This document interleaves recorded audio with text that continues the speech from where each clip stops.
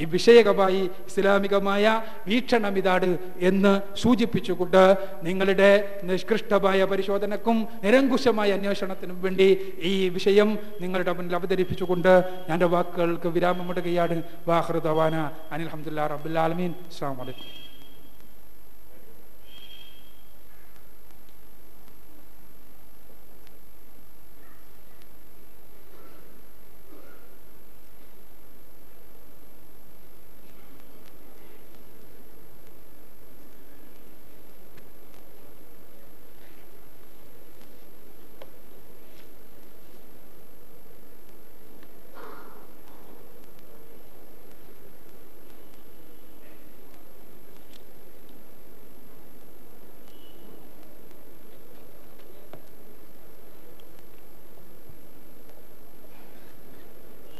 സ്നേഹമുള്ള അക്ബർ സാർ, പ്രിയമുള്ളവരെ,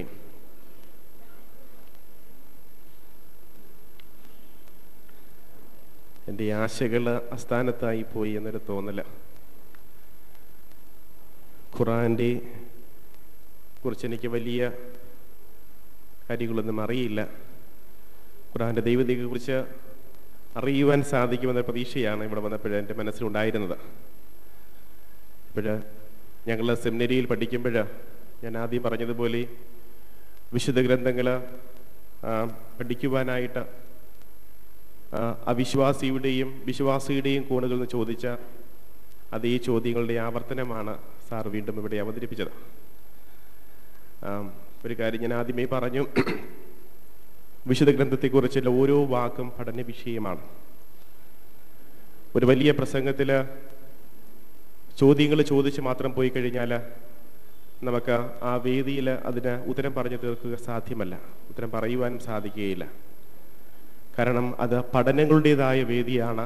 ഓരോ ചോദ്യം എടുത്ത് ഒന്നിച്ചിരുന്ന് അതിൻ്റെ കാര്യകാരണ സഹിതം ചിന്തിക്കുക, അതാണ് വിശുദ്ധ ഗ്രന്ഥങ്ങളെ പഠിക്കുവാനുള്ള എളുപ്പവഴി. വിശുദ്ധ ഗ്രന്ഥം പഠിക്കുമ്പോൾ സഭ ഉത്ബോധിപ്പിക്കുന്നതാണ് വിശുദ്ധ ഗ്രന്ഥം അതിൻ്റെ പരിഭാവനതയോടും ശ്രേഷ്ഠതയോടും കൂടെ കാണുക. നമ്മൾ ദൈവത്തെക്കാൾ വലിയവരായി നിന്നുകൊണ്ട് ചോദ്യങ്ങൾ ചോദിക്കരുത്. ദൈവത്തെ സ്രഷ്ടാവായിട്ട് ദൈവമായിട്ട് കണക്കാക്കിക്കൊണ്ട് തന്നെ വേണം നമ്മൾ നമ്മുടെ ചോദ്യങ്ങൾ ചോദിക്കുവാൻ. ഇത് സാധാരണ രീതിയിലുള്ള മാനദണ്ഡമാണ്. സാറ് കൂടുതലും ബൈബിളിനെ കുറിച്ചാണ് പറഞ്ഞത്. ഖുർആനെ കുറിച്ചുള്ള കേൾക്കാനുള്ള ചിന്തയാണ് എനിക്ക് നഷ്ടപ്പെട്ടു പോയത്. കർത്താവിൻ്റെ ഉദ്ധാനത്തിന് ശേഷം ഏകദേശം 600 വർഷങ്ങൾക്ക് ശേഷമാണ് മുഹമ്മദ് നബി ജനിച്ചതും ഈ ഖുർആൻ രചിക്കുന്നത്. അതിന് 600 വർഷം മുമ്പുള്ള ചരിത്രങ്ങൾ ഇത്രയും സിമ്പിളായിട്ട് അവതരിപ്പിച്ച് തീർക്കുമ്പോൾ അതിൻ്റെ പ്രായോഗികതയും അതിൻ്റെതായ ശാസ്ത്രീയതയും ഒക്കെ സാധാരണ നമ്മൾ ചിന്തയ്ക്ക് വിഷയിപ്പിക്കേണ്ടതാണ്. ബൈബിളിനെ കുറിച്ചുള്ള ഒത്തിരിയേറെ പകർപ്പുകൾ ചരിത്രപരമായിട്ട് കണ്ടെടുത്തിട്ടുണ്ട്. AD 70 മുൻപ് 100 വർഷം മുമ്പുള്ള ഡെഡ് സ്ക്രീ സ്ക്രോൾസ് വിശുദ്ധ ഗ്രന്ഥത്തിൻ്റെ ഏറ്റവും വിശ്വസനീയമായ പകർപ്പാണ്. അതുപോലെ പാപ്പിറസ്, പല രീതിയിലുള്ള പകർപ്പുകൾ മുഹമ്മദിന് നൂറ്റാണ്ടുകൾക്ക് മുമ്പ് തന്നെ കണ്ടെത്തിയിട്ടുണ്ട്. അതുപോലെ തന്നെ ബൈബിളിൻ്റെ വിവർത്തനങ്ങൾ, ഒരുപക്ഷെ ആദ്യമായിട്ട് വിവർത്തനം ചെയ്യപ്പെട്ട വിശുദ്ധ ഗ്രന്ഥമാണ് ബൈബിള്. ഈ വിവർത്തനങ്ങളൊക്കെ തന്നെ നൂറ്റാണ്ടുകൾ പഴക്കമുള്ളതാണ്. മുഹമ്മദ് നബിക്കാലം നൂറ്റാണ്ടുകൾ പഴക്കമുള്ള ഗ്രീക്ക് ഭാഷയിലേക്കാണ് ആദ്യമായിട്ട് തർജ്ജിമ ചെയ്യപ്പെടുന്നത്. സെപ്തുജിന്ത, അത് ഈജിപ്തിൽ വെച്ചാണ് തർജ്ജിമ ചെയ്യപ്പെട്ടത്. BC 285-നും 200-നും ഇടയ്ക്കാണ് ഇത് തർജ്ജിമ ചെയ്യപ്പെടുന്നത്, പഴയ നിയമഗ്രന്ഥം. BC 285-നും 200-നും ഇടയ്ക്ക്. അക്വില്ല വേർഷൻ AD 130. ഇത് ഒരു ജൂ ആണ്, ഒരു യഹൂദനാണ് ഈ ട്രാൻസ്ലേറ്റ് നടത്തിയത്. അത് തുർക്കിയിൽ വെച്ചാണ്. സിമാക്കുസ് വേർഷൻ അത് 70-ലാണ്. ഈ വേർഷൻ എന്ന് പറയുമ്പോൾ വീണ്ടും മറ്റൊരു ചോദ്യം വരാം. മുസ്ലിം സഹോദരങ്ങൾ ചോദിക്കാറുണ്ട്, ഈ ബൈബിളിന് എങ്ങനെ പഴയ വേർഷൻസ് ഉണ്ടാവും? വേർഷൻ എന്ന് പറയുന്നത് ട്രാൻസ്ലേഷനെയാണ് ഉദ്ദേശിക്കുന്നത്. തർജിമയാണ് ഉദ്ദേശിക്കുന്നത്. ഈ ഒറിജിനലായിട്ടുള്ള ഈ 285-ലും 200-ലുമൊക്കെ ചെയ്ത സെപ്തുജിന്റിൻ്റെയും അക്വില വേർഷൻ്റെയും സിമാക്യുസിൻ്റെയും തിയഡോഷ്യൻ വേർഷൻ്റെയും മറ്റ് ഗ്രീക്ക് വേർഷൻ്റെയും അതുപോലെ തന്നെ ലാറ്റിൻ ഭാഷയിലുള്ള വൾഗേറ്റ് അത് AD 100-ഉം 200-നും ഇടയ്ക്കാണ് ചെയ്തത്. ജെറോം വേർഷൻ അത് AD 405-ലാണ്. ഇതിൻ്റെയൊക്കെ കോപ്പികൾ ഇപ്പോഴും അതുപോലെ തന്നെ സൂക്ഷിക്കപ്പെടുന്നു. ബൈബിളിലെ വാക്യങ്ങളും അതുമായിട്ട് എന്ത് വ്യത്യാസം വന്നിട്ടുണ്ട് എന്നുള്ളത് നമുക്ക് തീർച്ചയായിട്ടും പരിശോധിക്കപ്പെടുന്നതാണ്. ഒരിക്കലും ഒരു വേർഷനും മൂലഗ്രന്ഥത്തിൽ നിന്ന് അതിൻ്റെ അർത്ഥത്തിൽ വ്യത്യാസം വന്നിട്ടില്ല. ട്രാൻസ്ലേഷനിൽ വന്നിട്ടുള്ള വ്യത്യാസങ്ങൾ യാദൃച്ഛികമാണ്. ഒരു വാക്ക് ഒരു ഭാഷയിൽ നിന്ന് മറ്റൊന്നിലേക്ക് തർജ്ജമ ചെയ്യുമ്പോൾ ഒരർത്ഥത്തിലുള്ള വാക്കുകൾ എല്ലാ ഭാഷയിലും ഒരുപോലെ ലഭ്യമല്ല. ഉദാഹരണത്തിന് ഗ്രീക്ക് ഭാഷയിലുള്ള അദൽഫോസ് എന്ന വാക്ക്, സഹോദരൻ എന്ന വാക്കിന് ഗ്രീക്ക് ഭാഷയിൽ ഉപയോഗിക്കുന്നത് അദൽഫോസ് എന്നാണ്. എന്നാൽ ഇംഗ്ലീഷിൽ ഗ്രീക്ക് ഭാഷയിൽ അദൽഫോസ് എന്ന വാക്ക് ബ്രദറിനും കസിനും ഉപയോഗിക്കും. എന്നാൽ ഇംഗ്ലീഷ് ഭാഷയിൽ വരുമ്പോൾ കസിനും ബ്രദറിനും 2 വാക്കുണ്ട്. അപ്പോൾ അദൽഫോസ് ഇംഗ്ലീഷിലേക്ക് തർജ്ജമ ചെയ്യപ്പെടുമ്പോൾ അത് കസിൻ എന്ന രീതിയിലാണ് ഗ്രീക്കിൽ ഉപയോഗിച്ചിരുന്നെങ്കിൽ ഒരുപക്ഷെ തർജ്ജിമ ചെയ്യുന്ന ആൾ ഒരു പിശക് വരുത്തിയാൽ തർജ്ജിമയിൽ അതൊരു പക്ഷേ ബ്രദറിന് ഉപയോഗിക്കാം.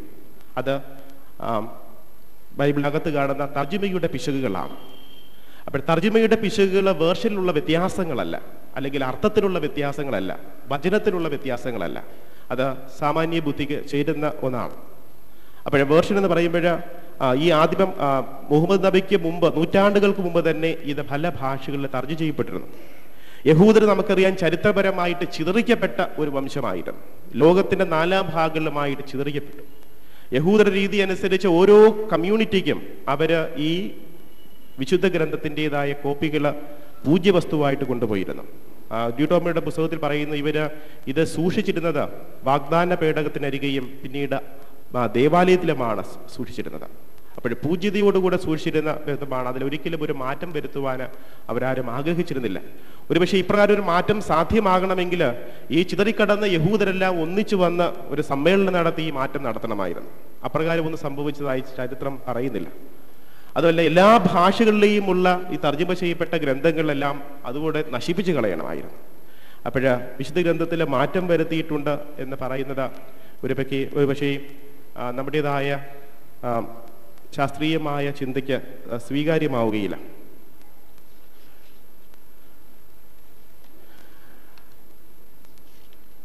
ബൈബിളിൻ്റെതായ ആധികാരികതയെക്കുറിച്ച് പറഞ്ഞു. ബൈബിളിൻ്റെ ആധികാരികത, ഈശാ നബിയിൽ വിശ്വസിക്കുന്നവരാണ് മുഹമ്മദീയരായ സഹോദരങ്ങൾ. ഈശാ നബി വിശുദ്ധ ഗ്രന്ഥത്തിലെ പഴയ നിയമത്തിലെ മിക്ക എല്ലാ പുസ്തകങ്ങളിൽ നിന്നും തൻ്റെ ജീവചരിത്രത്തിലെ സുവിശേഷത്തിലെ വചനങ്ങൾ കൂട്ടി ചെയ്തിട്ടുണ്ട്, അല്ലെങ്കിൽ വചനങ്ങൾ ഉപയോഗിച്ചിട്ടുണ്ട്, പരാമർശിച്ചിട്ടുണ്ട്. അപ്പോൾ ഈസാ നബി ഇപ്രകാരം പരാമർശം നടത്തിയിട്ടുണ്ടെങ്കിൽ ഒരിക്കൽ പോലും യേശു സുവിശേഷത്തിൽ പറയുന്നില്ല ഏതെങ്കിലും പഴയ നിയമ ഗ്രന്ഥത്തിലോ മറ്റും ഭേദഗതി വരുത്തിയിട്ടുണ്ടെന്ന്. അതൊക്കെ തെറ്റാണ് എന്നൊരിക്കൽ പോലും ചൂണ്ടിക്കാണിക്കില്ല. അപ്പോൾ അക്ബർ സാറ് പറഞ്ഞ പല ചോദ്യങ്ങളും ബൈബിളിൽ ചോദിക്കപ്പെടുന്നത് പോലെ തന്നെ ഖുറാനും ബാധകമാണ്. വിശുദ്ധ ബൈബിൾ അവസാനിക്കുന്ന പ്രകാരമാണ്, ഈ പുസ്തകത്തിലെ പ്രവചനങ്ങൾ ശ്രവിക്കുന്ന എല്ലാവരോടും ഞാൻ സാക്ഷ്യപ്പെടുത്തുന്നു, ആരെങ്കിലും ഈ വചനങ്ങളോട് എന്തെങ്കിലും കൂട്ടിച്ചേർത്താൽ ഈ പുസ്തകത്തിൽ വിവരിക്കപ്പെടുന്ന മഹാമാരികൾ ദൈവം അവൻ